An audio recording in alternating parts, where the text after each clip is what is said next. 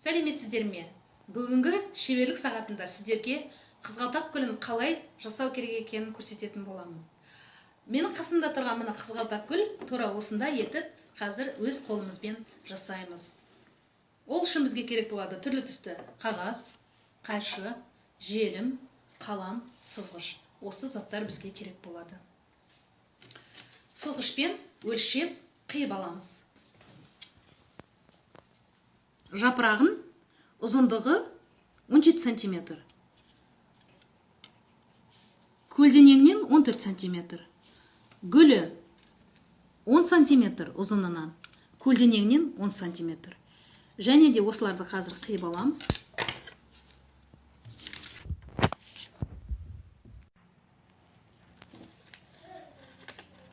Қызғалдақ гүлін қиып алдық, енді бүктейміз. 3 рет бүктейміз. Міне 1 рет бүктедік. Міне 2-ші рет бүктейміз, мінекей.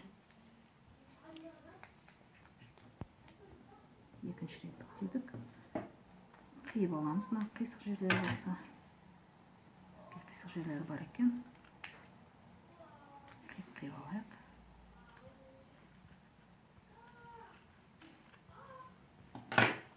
Және тағы да 3-ші рет тағы да қиямыз. 3-ші рет тағы да бүктейміз. Енді қағазды ашып, мына 4 бұрышты қағаздың бұрыштарын емес, ортасын қырқамыз. Ортасына жеткізбей қиямыз. Міне барлық бұрыштарында қиып шығамыз осылай.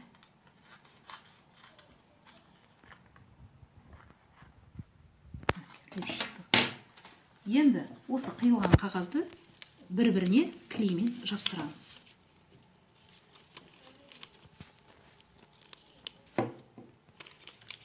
Жапсырдық.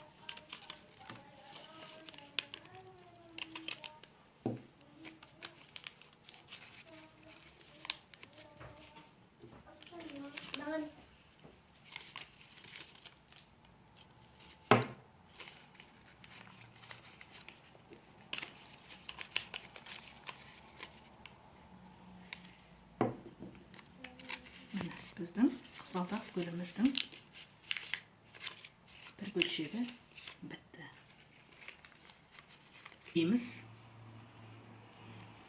Жіңішке етіп бүктемесек, гүліміздің сабағы жуан болып кетуі мүмкін. Сол үшін осылай жіңішке етіп сабағын ораймыз. Емен ұшын клейлейміз.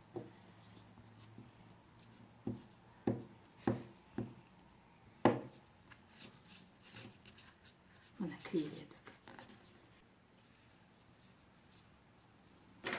Екі ұшын қиямыз, сабағын екі ұшын.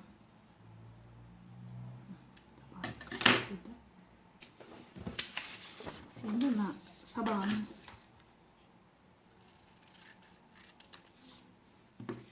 бұл да сабаққа жатады. Гүлдің астының жапырағы. Бұны да бүктейміз. Бүктеп, тағы да бір бүктейміз.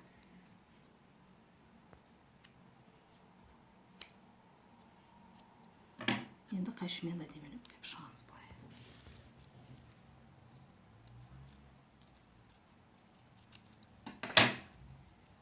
Ашамыз.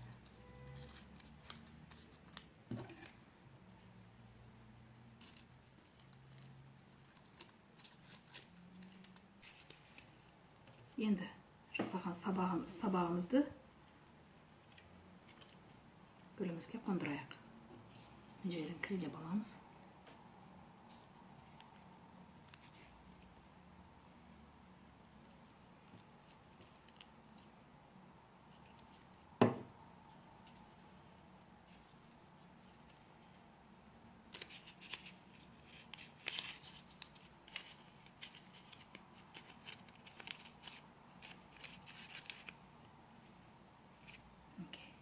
Клейледік. Енді біздің гүлімізге жапырақ керек болады.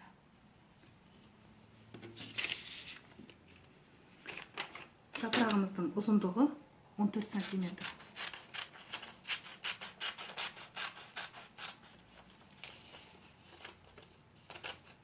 көлденеңінен 8 сантиметр. Бүктеймін.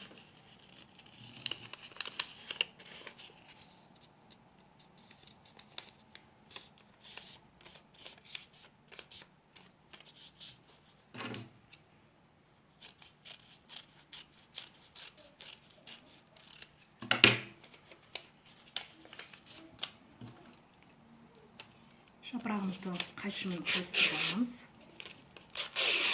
Осылай қайыстырып алу әдемі көрік береді біздің гүлімізге. Жерін тағы.